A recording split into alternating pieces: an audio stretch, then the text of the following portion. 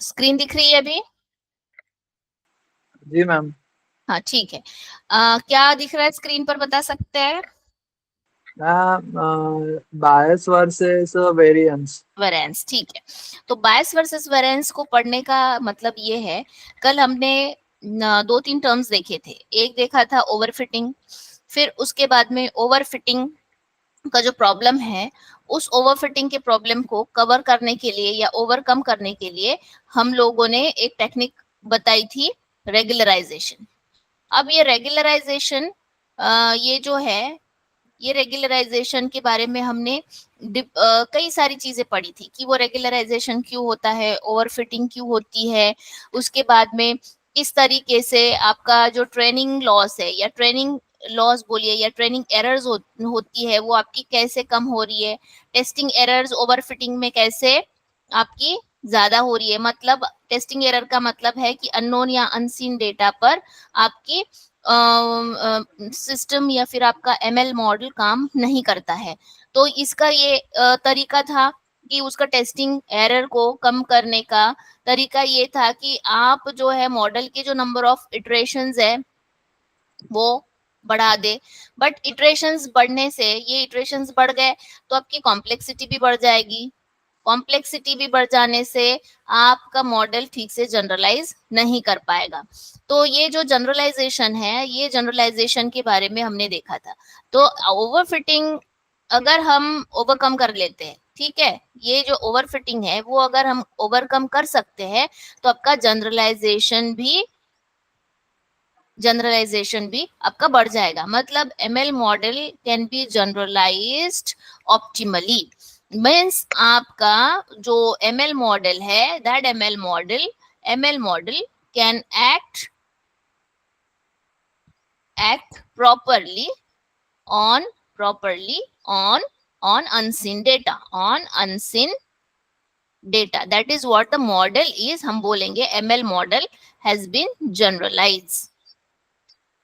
ये हमने कल देखा था, that was the gist of yesterday's lecture. अभी हमें देखना है ये बायस और वर्सेस वेरिएंस। बायस वर्सेस वेरिएंस में हम देख सकते हैं इस फिगर में एक अंडर फिटिंग ओवर फिटिंग का कॉन्सेप्ट आपको दिख रहा है। तो कल ही मैंने आपको समझाया था कि what exactly under fitting is. Under fitting में क्या होता है, you are having very less data, very meagre data which is not give the optimal result. Overfitting में आपका जो ट्रेनिंग डेटा है, सारी बातें हम ट्रेनिंग डेटा पर कर रहे हैं, ये ध्यान रखिए। आपका जो ट्रेनिंग डेटा है वो बहुत कम है, that will tend to the under fitting. और आपका ट्रेनिंग डेटा बहुत ज्यादा है, बहुत यूज है, तो आपका ओवर फिटिंग हो जाता है, that is the more training data. ठीक है, यहाँ पे मोर ट्रेनिंग डेटा की मैं बात कर रही हूँ, मोर ट्रेनिंग डेटा।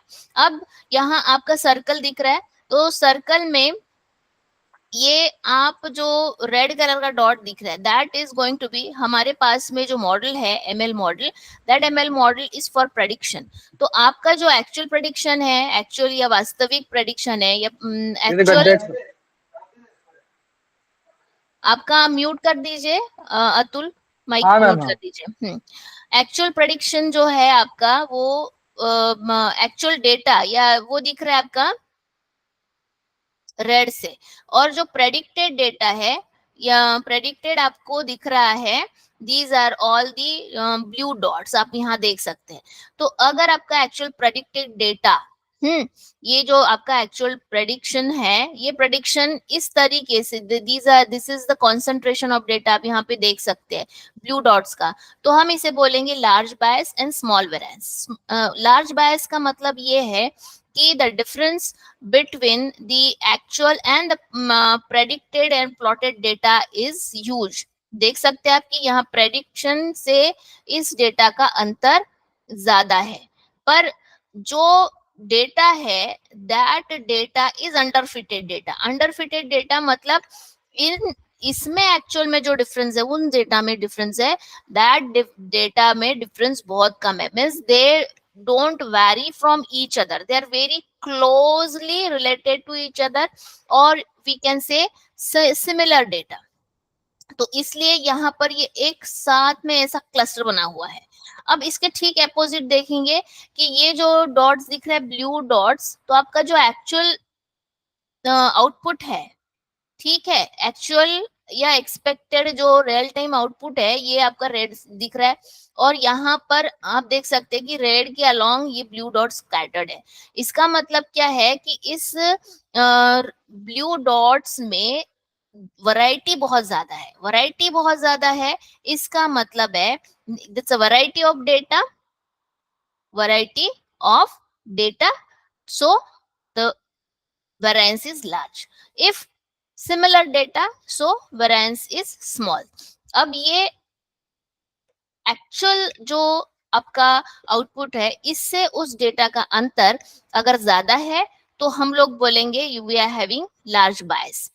और यहाँ पर ये जो डेटा है ये आपके एक्चुअल आउटपुट के अगल बगल में है, दो it is varying, we can call it as a small bias. ये जो है ये उदाहरण स्मॉल बायस का है। तो इसमें क्या हो रहा है कि large variance will tend to the testing loss, ठीक है, टेस्टिंग लॉस, या फिर हम उसे वैलिडेशन लॉस बोलते हैं, वैलिडेशन लॉस। ठीक, अब इस वजह से आपका ये ओवरफिटिंग कंडीशन यहाँ पर आ जाती है। मैंने कल आपको बताया था ओवरफिटिंग कंडीशन। और ये जो स्टेटस है जहाँ पे लार्ज बायस और स्मॉल वेरिएंस है, ये अंडर फिटिंग कंडीशन है। अब इसके कर्व्स आप देख सकते हैं, तीन तरीके के हैं, error from the bias, error from the variance. Error from the variance को हम सबसे पहले देखेंगे, ये ग्रीन लाइन से यहाँ पर दिख रहा है। तो यहाँ पे आपकी जो एरर है, जैसे जैसे आपका वेरिएंस जो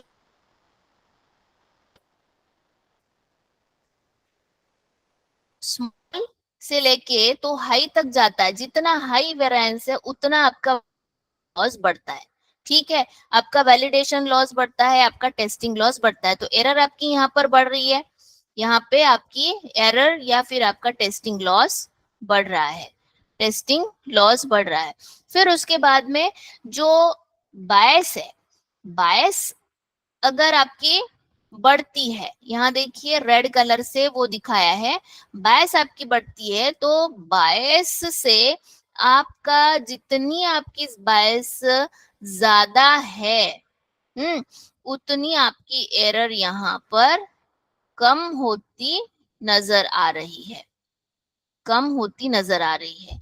दूसरा है आपका एरर ऑब्जर्व्ड, ऑब्जर्वेशंस आपके इस तरीके से जा रहे हैं कि आपका ये डेटा आपका इस तरीके से काम करेगा, that would be along with the testing data, observed errors आपकी along with the validation loss, along with the testing loss या along with the testing error रहेगा, that is what the observed। तो ऑब्जर्व्ड आपका जो है वो थोड़ा very कर सकता है, आप देख सकते हैं यहाँ पर ये डिफरेंस है, observed will be different but it will go along with the testing loss or a validation loss। तो यहाँ bias versus variance का कॉन्सेप्ट हमें इसलिए जानना है कि the data which is varying in nature will have the more and more prone to the testing loss or a validation loss। large bias, small variance अगर condition है तो ये अंडर फिटिंग का कंडीशन है, और स्मॉल बायस large variance है तो वो ओवर फिटिंग का कंडीशन है। तो ये आपका मैंने पहले कल के क्लास में ही बताया था कि that is going to be जो वेरिड डाटा होता है, high variance in the machine learning model will try to capture all the details of the training data along with the existing noise in the data। इस वजह से अगर ये क्या करता है कि आपका जो डेटा है, see look at this point, this bold points are there, तो बोल्ड पॉइंट्स आपके जो है वो आपका एक्चुअल डेटा दिख रहा है, जो डेटा आप इनपुट कर रहे हैं, जिस डेटा पर आपका मॉडल ट्रेन हो रहा है, this is what we call it as a training set और a training data for machine learning model, ML model. अब ये जो मशीन लर्निंग मॉडल है, इस डेटा के साथ में डेफिनेटली कुछ नॉइज भी आएगा, which is we call it as a noise, nothing but unwanted data. Unwanted जो कि रिजल्ट पर असर कर सकता है. So that unwanted data will be captured along with this training data, or machine learning model will capture the training data as well as noise. अब ये जो ट्रेनिंग डेटा और नॉइस पे जो ट्रेनिंग हो रही है, so it will tend to have this kind of situation will have the high variance. And if high variance आपका है तो आपका ML मॉडल जनरलाइज नहीं है, जनरलाइज नहीं कर सकता है, जनरलाइज नहीं कर सकता है. ML model will not generalised on unseen data. यही हमारा कल से जो हम कॉन्सेप्ट पढ़ रहे हैं वो यही कॉन्सेप्ट है. तो ये आपका जनरलाइजेशन के बारे में, जिसमें कि high variance machine learning model है. अब हाई वेरिएंस है तो definitely this situation will tend to the overfitting of ML models. अब एग्जैक्टली रेगुलराइजेशन क्या है? What is the regularisation term used for to overcome this overfitting problem in the ML model? कल हमने पहले ही class में discuss किया था कि ओवरफिटिंग को अवॉइड करना है तो हमारे पास एक टेक्निक है रेगुलराइजेशन. रेगुलराइजेशन के बारे में हम पढ़ने वाले हैं, बट इसके साथ साथ ही हम लोगों के पास में कई सारे और भी टेक्निक्स है जिससे हम लोग बोलते हैं क्रॉस वैलिडेशन, सैम्पलिंग, उसके बाद में reducing the number of features and pruning, और साथ ही में रेगुलराइजेशन. ये सारे टेक्निक्स कौन कौन से हैं आपको? You to avoid overfitting, to avoid overfitting. Overfitting हमें अवॉइड क्यों करनी है? To reduce the validation loss. Validation loss का मतलब क्या है? That is what the testing errors. Testing errors का मतलब क्या है? It will not work on unseen data. ठीक है, unseen data errors means the unseen data will not be predicted properly. तो इसके जो टेक्निक्स है, एक तो रेगुलराइजेशन है ही, साथ ही में और एक टेक्निक है क्रॉस वैलिडेशन. ठीक है, क्रॉस वैलिडेशन. उसके बाद में आपका दूसरा टेक्निक है प्रूनिंग. हमने उसके बारे में पढ़ा हुआ है, प्रूनिंग है. उसके बाद में है reduction in number of features. अगर फीचर्स बहुत ज्यादा है तो definitely your dimension of the data will increase and also the noise parameters will be increased. Number of features, reduction in number of features. तो ये जो है A, B, C और साथ ही में और एक है क्रॉस वैलिडेशन. ठीक है, क्रॉस वैलिडेशन. अब ये जो क्रॉस वैलिडेशन है या फिर प्रूनिंग है या फिर reduction in number of features है, इसके साथ ही में आपका एक और है रेगुलराइजेशन. ये 2 बार हो गया. तो इसमें हमें आज पढ़ना है जो है रेगुलराइजेशन, वो कैसे करते हैं, इसके टाइप्स क्या है और उसकी जरूरत क्या है, ये अभी हमने डिस्कस कर लिया है. तो what exactly regularisation is? Regularisation जैसे पहले ही कहा कि it is a measure to avoid the overfitting. But overfitting हम कैसे करते हैं? That regularisation will be avoid the overfitting by shrinking the coefficient estimates to zero. Coefficients estimate to zero, इस पे आपको ध्यान देना है. यहाँ पर आपके जो पैरामीटर्स है, आपके जो कोएफिशिएंट्स है, they will be shrink to zero. ये just make it a point कि ओवरफिटिंग में आपके पास में जो भी पैरामीटर्स है, that parameters will be shrink to 0 but not make the 0. It will be shrink to 0 but not make equal to 0. Equal to zero. Shrinking the parameter to zero का मतलब ये है कि if it is a zero, so we can shrink the parameter nearest to zero, close to zero. Let us say 0, 0.0.2, 0.00003, like that. But that parameter won't be equals to zero. It will be close to zero, close to zero, shrink to zero, not equals to zero. So overfitting में क्या होता है कि हमारे पास में model complexity बढ़ने के भी ज्यादा चांसेस रहते हैं. जैसे ही आपकी ओवरफिटिंग है, ओवरफिटिंग में हम लोग क्या करते हैं, to avoid the errors we try to go for increasing the number of iterations. Increase the number of iterations, उसके बाद हमारा अल्टीमेट कॉन्सिक्वेंस ये होता है कि आपकी मॉडल कॉम्प्लेक्सिटी बढ़ जाती है. अब ये मॉडल कॉम्प्लेक्सिटी बढ़ने की वजह से हमारे पास में ये एक उपाय होता है कि we should have some point where we can stop the iteration. Stop the iterations means at which what would be the best number of iterations, ये हमें ढूंढना है. और कौन से पॉइंट पे हमें इटरेशन स्टॉप करने, ये हमें ढूंढना है. दैट इज व्हाट हम मॉडल की कॉम्प्लेक्सिटी को कंट्रोल कर सकते हैं. So regularization will be avoiding the overfitting and by adding a penalty to the model's loss function. अब ये जो आपका जो मॉडल का जो लॉस फंक्शन है, वो मॉडल का लॉस फंक्शन क्या है, उसका कॉस्ट फंक्शन क्या है, हम लोग उसको आगे देखेंगे और समझेंगे. तो हमें इतना एक टू द पॉइंट ये देखना है कि regularisation will be used for avoiding the overfitting.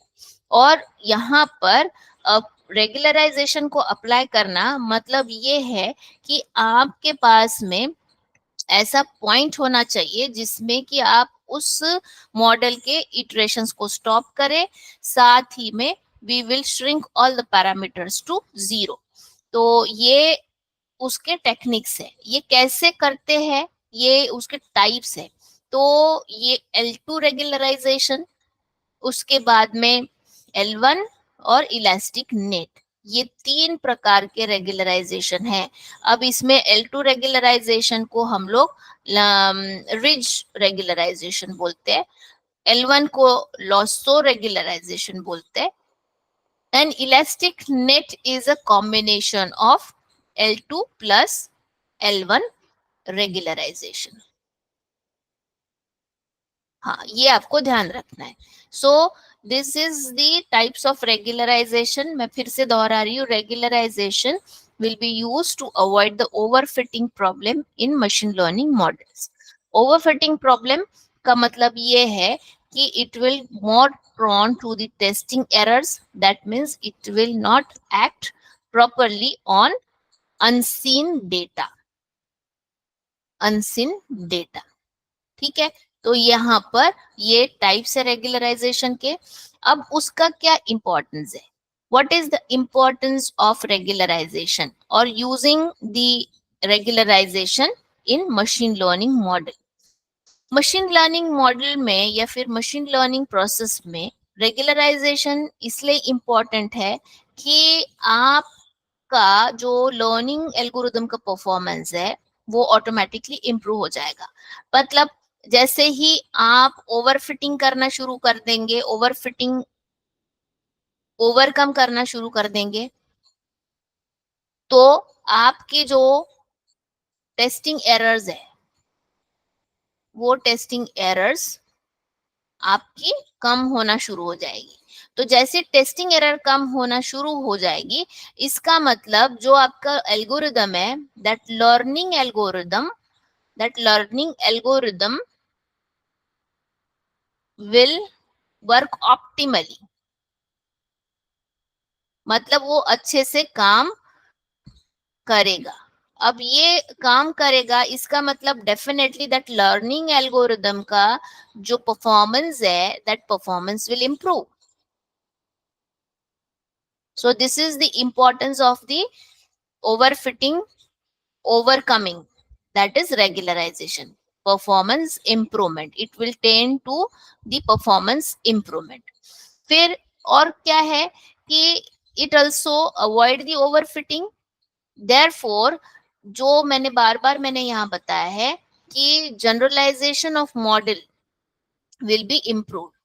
Generalisation of ये हो गया एक. दूसरा है आपका the generalisation of model will be improve.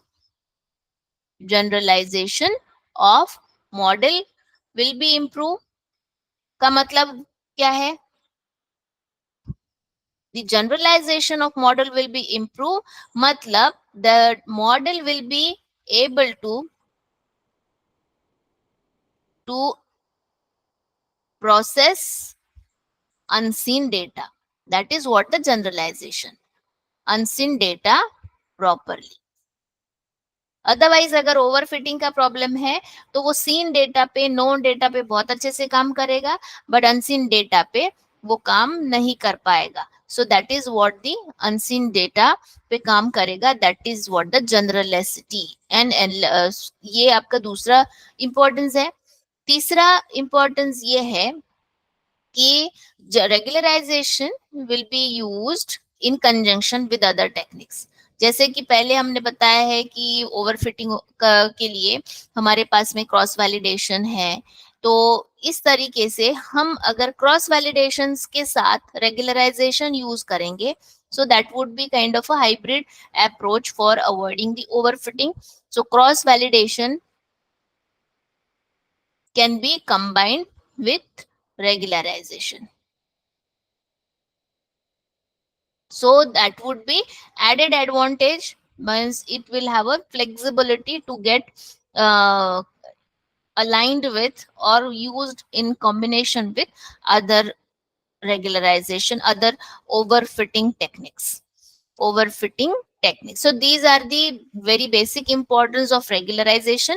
And ये जो importance है ये आपको अच्छे से याद रखने हैं, ध्यान रखने हैं कि what exactly its regularization is going to do.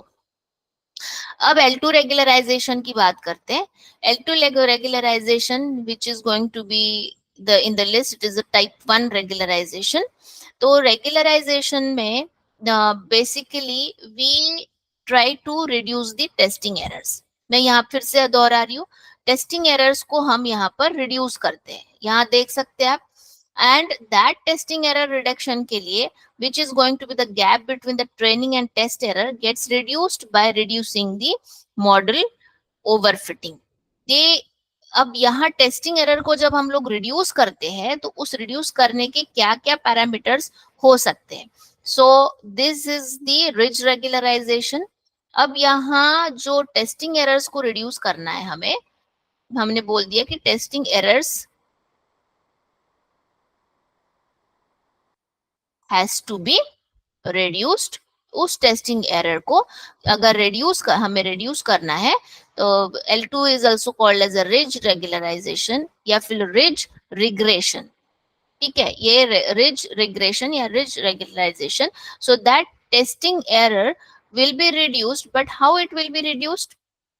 That by means of the regularization term. यहाँ हम लोग एक नया वोकैबुलरी है मशीन लर्निंग की, regularisation term.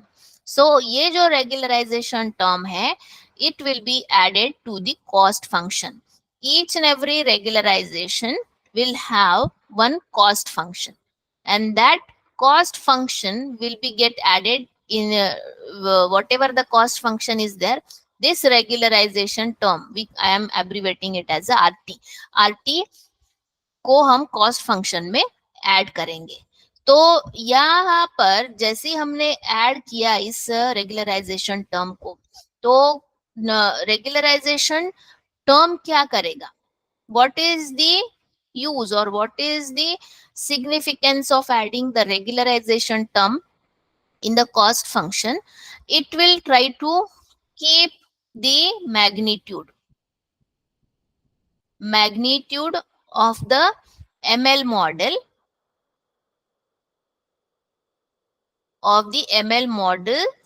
weight as small as possible. पहले ही बता दिया है पहले की स्लाइड में, as small as possible का मतलब ये है कि it will shrink to 0 or it will close to 0, right? So that is what the magnitude of model's weight will be kept as small as possible. तो ये आपके regularisation term का उपयोग है, ये आपका रेगुलराइजेशन टर्म का यूज है. तो यहाँ पे जो मॉडल का जो वेट है, it will be shrink to 0, it will be close to 0, but ये ध्यान रखना है कि it will not be 0.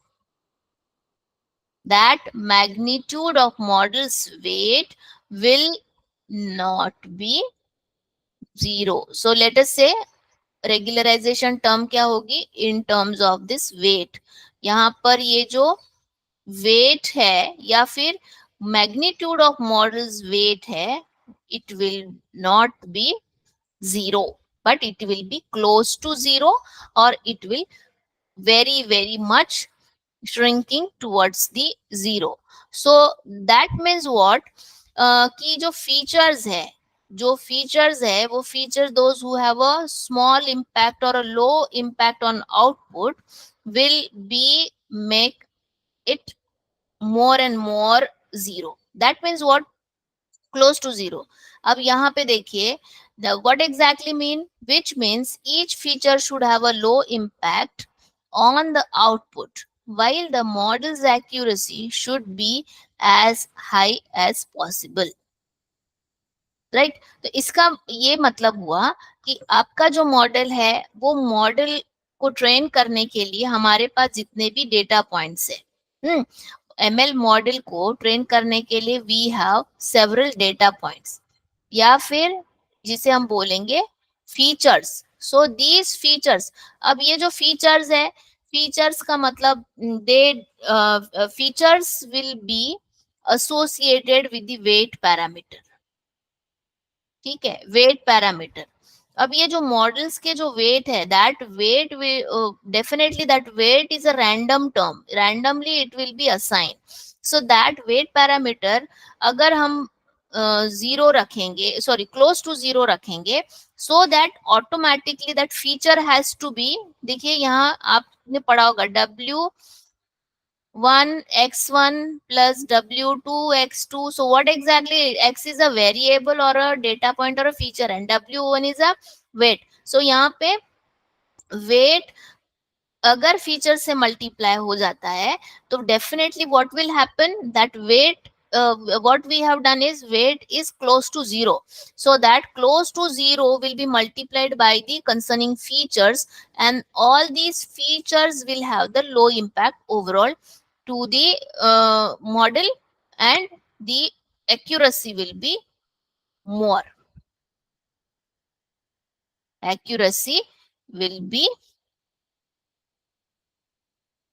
more. Right? So this is how we are reducing the high variance problem or a overfitting problem with the help of L2 regularization by adding the regularization term. Here we are adding the regularization term, आपको ये ध्यान रखना है, and that regularization term will be keep the magnitude of weights close to 0. So indirectly this will act with the high accuracy of model. High accuracy of model will tend to decrease the testing errors. Decrease the testing errors. ठीक है, तो ये आपका L2 regularization. So this is how ridge regularization. This is again detailing about the ridge regression or regularization, not an issue.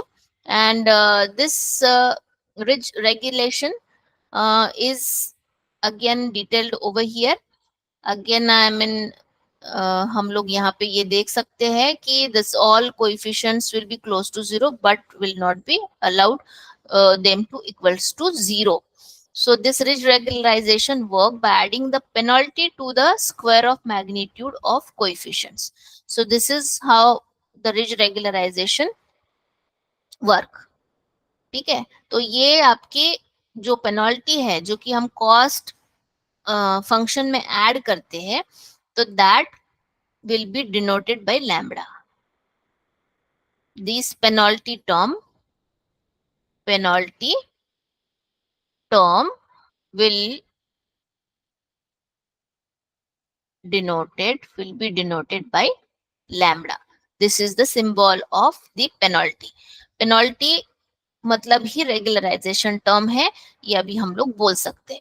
तो यहाँ पे ये जो दिख रहा है आपको इक्वेशन कॉस्ट फंक्शन का, दिख रहा है आपको कॉस्ट फंक्शन का, loss plus lambda multiplied by summation of W square. तो यहाँ पे loss is sum of the squared residuals है, लैम्बडा आपका पेनल्टी फॉर द एरर्स है, एंड यहाँ W will be the slope of the curved line. तो ये जो इक्वेशन है that's going to be the cost function for this L2 regularisation. अब ये कैसे काम करता है यहाँ पे थोड़ा सा हमें समझना है, how this cost function will work. जैसे हम लोग देखिए यहाँ पे ये जो लैम्बडा है, that lambda is a penalty term. हम लोग यहाँ लैम्बडा को विल रिड्यूस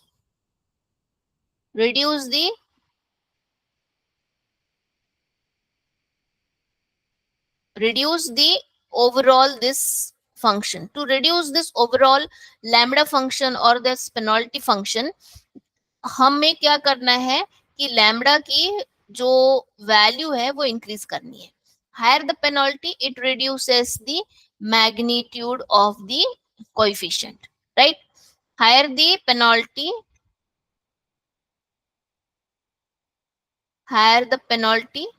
अब ये पेनल्टी हायर का मतलब क्या है, और reduce the magnitude of coefficients का मतलब क्या है, ये हमें देखना है. अभी देखिए कि हमें जो पेनल्टी है अगर हम लोग ज्यादा रखेंगे तो ऑटोमेटिकली आपका ये जो स्क्वायर है that will be automatically get reduced because already it is square. Let us suppose if 0.2 weight है, उसको अगर हम लोग स्क्वायर करते हैं 0.2 से, तो आपका 0.02 हो गया. Means what exactly it is reducing in a square manner, and square manner से रिड्यूस करना है.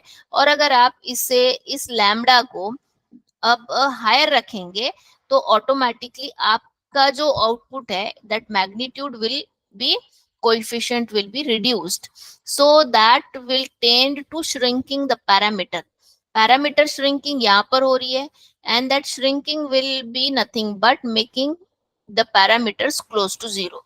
श्रिंकिंग और making or placing the parameters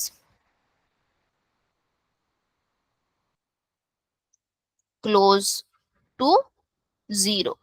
ठीक है. So this is how the cost function will be seen in this L2 regularization by using and adding the lambda value, that is what the penalty value in the overall cost function. So here we will, if that lambda function का जो controlling है, that is the controlling will be done with the help of the penalty term. So this is how this cost function for L2 regularization. यहाँ पे cost function का एक example दिया हुआ है. Let us suppose this lambda is going to be your 1, W will going to be your 1.4.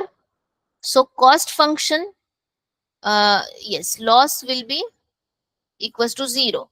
So cost function क्या होगा, cost function आपका होगा that is what the loss plus lambda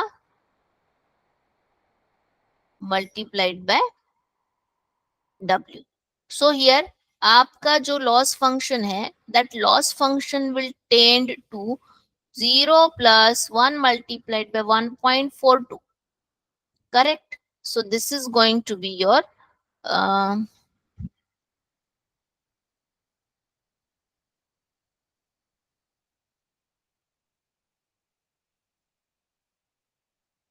sorry, ये दूसरा एग्जाम्पल लेते हैं हम लोग. एंड दैट एग्जाम्पल में हम लोगों ने क्या किया है, दिस 0 पॉइंट, ये this is the weight, lambda is 1 and the loss will going to be the 0.13. So we'll just cut this example, and overall that ridge regulation will have the 0.62. So that mathematics again I have to do for tomorrow. ये जो cost function calculation है हम लोग इसको कल ठीक से देखेंगे. आज यहीं पे रुक जाएंगे. समय भी हो गया है. अगर मैम. हमारे पास भी कुछ डाउट अगर है तो ये मैं वीडियो रिकॉर्डिंग ऑफ कर लेती हूँ और फिर हम लोग डाउट डिस्कस करेंगे.